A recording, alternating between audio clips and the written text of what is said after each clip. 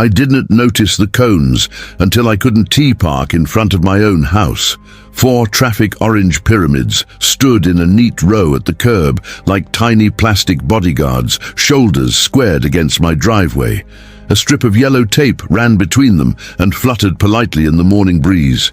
It was a Tuesday, trash day, and the cones looked so official at first that my brain tried to make sense of them. Utility work? Tree trimming? Some secret race I hadn't trained for? Then I saw the handwriting on the pavement, fat chalk arrows pointing to the curb with a note scrawled in block letters, "Residents only." My coffee went cold in my hand. I turned and there she was.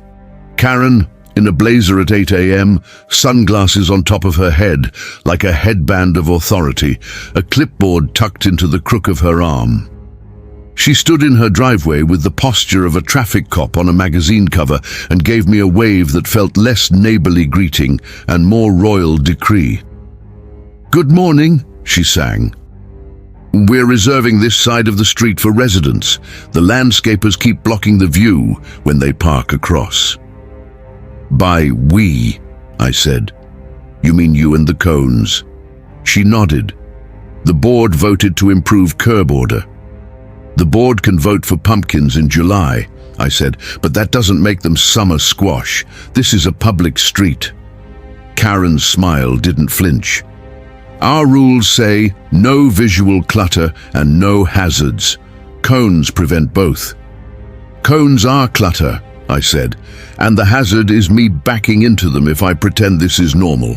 She looked at the clock on her phone like she had trains to run. "I have a delivery between 8 and 10. They need curb space." "You can ask," I said. "You can put a chair out and hope for mercy. You can't claim the curb and write your own sign." "That's your interpretation," she said. "This is compliance." Behind us, my friend Dev rolled up to borrow my ladder and braked short, eyebrows rising at the orange blockade. "They filming a commercial?" he asked. "No," I said. "They're filming a lesson."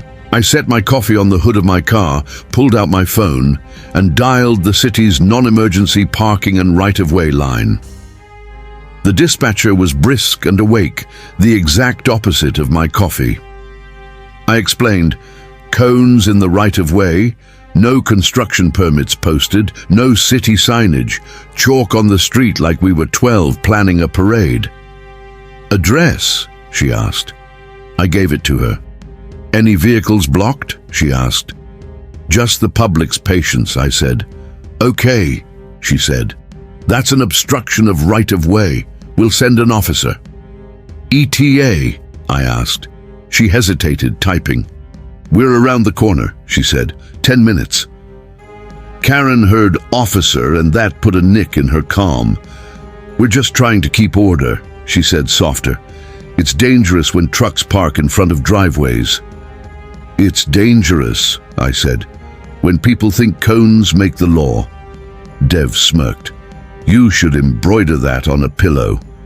At 8:12, a small white city truck turned onto the cul-de-sac and rolled to a stop like a punctuation mark. Officer Rosa, the same parking officer who once saved my guest S car from a tow, stepped out with her tablet and looked at the cones with the weary affection of a parent seeing crayons on a wall again.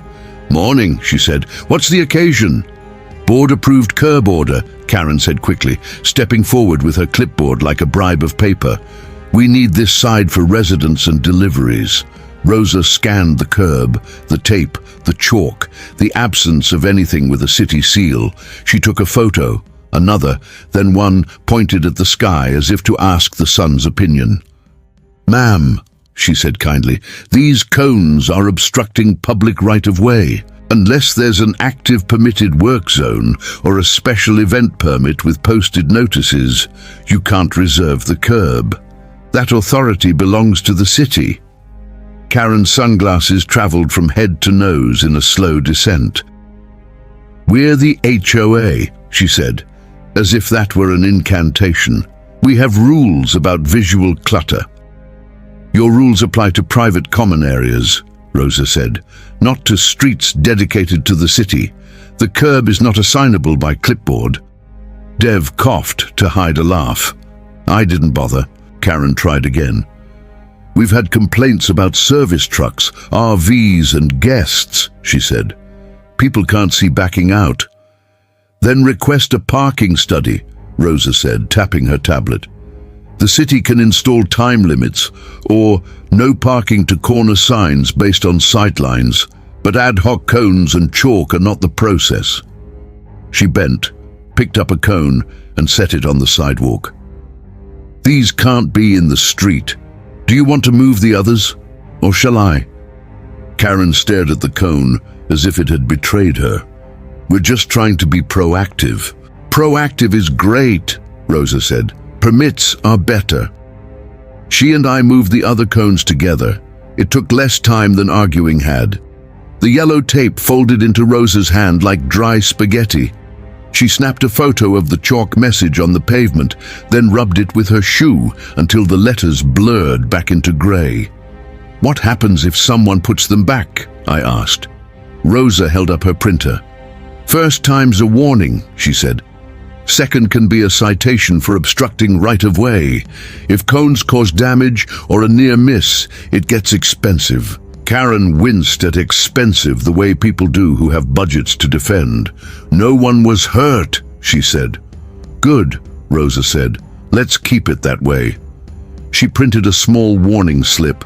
No lecture, just ordinance numbers and an invitation to call the city if we wanted to discuss residential permit parking. She handed it to Karen, who took it like a hot pancake and didn't know where to put the butter. 10 minutes, Dev whispered to me, checking his watch. Dispatch wasn't kidding. Rosa nodded to both of us and climbed back into her truck. If you see cones in the street without a permit sign, she said, call it in, we'll come. She drove off, the cones stacked in her bed like captured flags. I turned back to Karen. For the first time, she looked something other than sure. She looked tired. People are parking here and leaving cars for days, she said. Guests, workers. It's not a driveway museum. I get it, I said, gentler than I'd been. But you picked the wrong tool.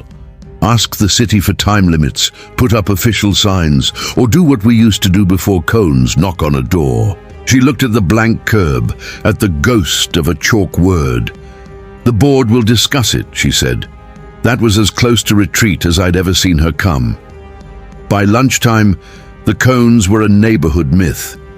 Priya texted a photo. R.I.P. Little Orange Dudes. Leah, our Common Sense board member, emailed a draft agenda item, curb use and city process, and Brent, the landscaping guy with a love affair for trucks, sent an all-caps email about street chaos, which I did not read because there are laws protecting my blood pressure. That evening, I put my trash cans out like a citizen. I parked on the street in front of my house because I could. No chalk notes appeared, no tape fluttered. Karen walked past with her dog and nodded once, the truce of people who have both been reminded that jurisdiction is the most boring word and the most useful. We'll look into the study, she said, for sightlines. I'll sign the petition, I said, and I'll help measure. 2 weeks later, a city engineer came with a wheel and a laser and the unimpeachable authority of a person who speaks in feet and angles. He measured sight distance from the corner, photographed the driveways, and recommended a no parking to corner, 30 feet sign on our block, and a 2-hour limit on weekday mornings. The city posted temporary flyers about the upcoming signs. The HOA blasted an email with the subject line, City Process for Curb Safety, and tucked in the second paragraph a sentence that made me smile. Until signs are installed, residents may not place cones or tape in the street. We never saw the orange pyramids again, at least not where cars go. One reappeared in Karen's yard as a planter, which is both poetic and very HOA. Transform a problem into decor and call it a day. Now, when I pull up to my house and see an honest, unclaimed curb, I think about those 10 minutes. The call, the truck, the officer, the cones marching off like naughty children. It didn't take a fight. It took a phone call and a rule everyone could point at. That is the difference between a neighborhood that feels like a battleground and one that feels like a place to live. A shared understanding that the street belongs to the city, and the city belongs to all of us.